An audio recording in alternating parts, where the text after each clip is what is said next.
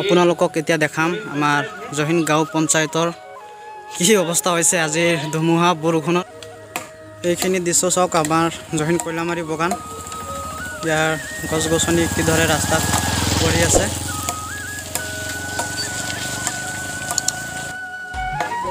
আৰু ইয়াৰ পিনো আছে, বহুত আছে এইবোৰ।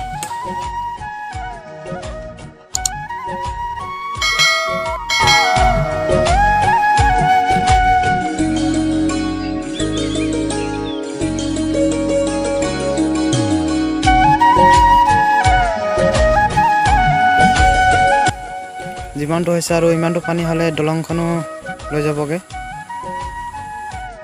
গাইছ, ৰাস্তা কিনাৰৰ অৱস্থা চাওক, গছ গছনি, কলগছ, ফুল গছ চব মানে ৰাস্তাৰ ওপৰত পৰি আছে। আৰু গাইছ, ইয়াত দলং পাই গ'লোঁ। ইয়াত আপোনালোকক দেখাম জহিং নদী আছে। পানী মানে বহুত বাঢ়িছে আজি জহিং নদীৰ।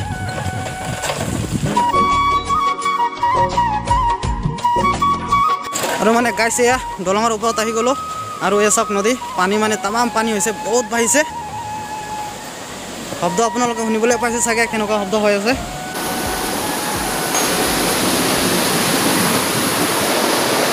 এইটোৱে হ'ল জহিং নদী, চাওক আপোনালোকে পানী। এয়া হ'ল আমাৰ জহিং বজাৰৰ অৱস্থা। চাওক, গছ এটা আছিলে, গছটো পৰি থাকিলে ৰাস্তাৰ মাজতে। ইয়াতে আছে আমাৰ দোকান। দোকানৰ অৱস্থা পানী বাৰু ঠিকেই আছে, প্ৰব্লেম নাই একো, চব ঠিকে আছে। গাইছ, এইটো চাওক কয়লামাৰী যোৱা ৰাস্তা।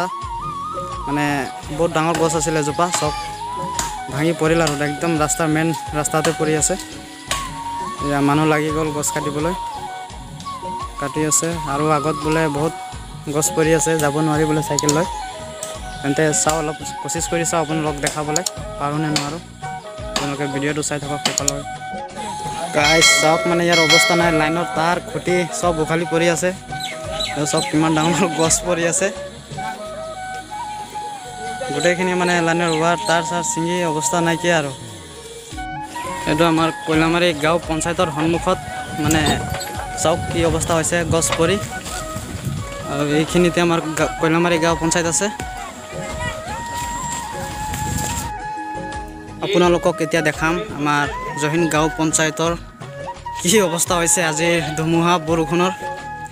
ইয়াৰ যিখন টিং আছে, আপোনাৰ টিং তাৰপিছত ফেন, এইবোৰ গোটেইখিনি উৰিয়াই। আৰু ইয়াত টিংবোৰ চাওক, টিং কাঠ গোটেইখিনি ইয়াতে আছে। আৰু এই আমাৰ দাদাসকল লাগি আছে চফা কৰাত। গাইছ, এয়া চাওক, মানে ঘৰত টিনৰ লগত ভিতৰত যিখিনি ফেন আছিলে, ফেন চাওক দুখন আহি গ'ল ইয়াত। বতাহ দিয়াৰ ফলত ইয়া চাওক ইয়াত পৰি আছে। এইটো আকৌ আপোনাৰ ৱালৰ পিছপিনে যিটো ফিল্ড আছে, এটা ফুটবল খেলাৰ ফিল্ড আছে, সেই ফিল্ডত পৰি আছিলে।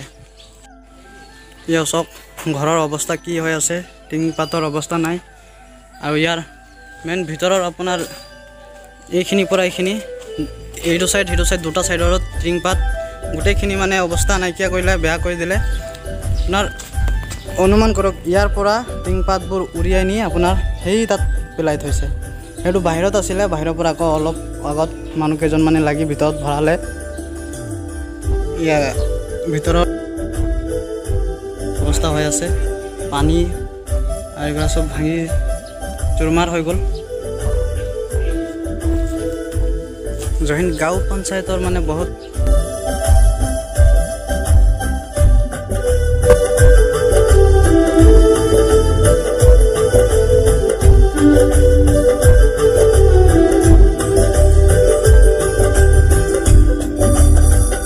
গাইছ, এয়া চাওক ৰাস্তা পুৰা ব্লক হৈ আছে।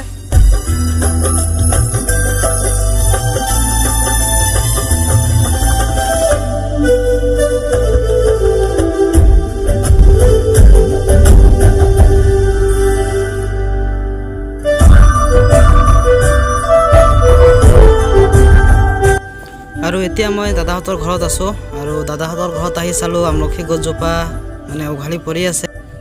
আৰু এয়া চাওক আমলখি বহুতখিনি পৰি আছে আমলখি। আৰু চোতালত পৰি আছে আমলখি গছজোপা আৰু সেইবুলি আৰু কাটি অলপ চোতালটো চাফা কৰি দিছোঁ। তো আপোনালোকে চাই থাকক, ভিডিঅ'টো ভাল লাগিলে লাইক কমেণ্ট শ্বেয়াৰ কৰিব আৰু আপোনালোকৰ ফালে কোন কোন ঠাইত তেনেকুৱা হৈছে অলপ কমেণ্ট কৰি জনাব। কি অৱস্থা হৈছে গছৰ, মাজত মাজত ফাটি গৈ পৰি আছে।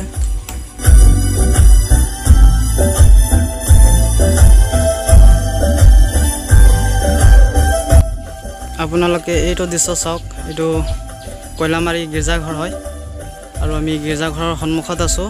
গীৰ্জাঘৰৰ মানে হৈছে চাওক, এইপিনে পিছপিনে টিংপাত পৰি আছে। আপোনাৰ এই ৱালটোৰ কাৰণে দেখা পোৱা নাই, অৱশ্যে ভিতৰত টিং আছে।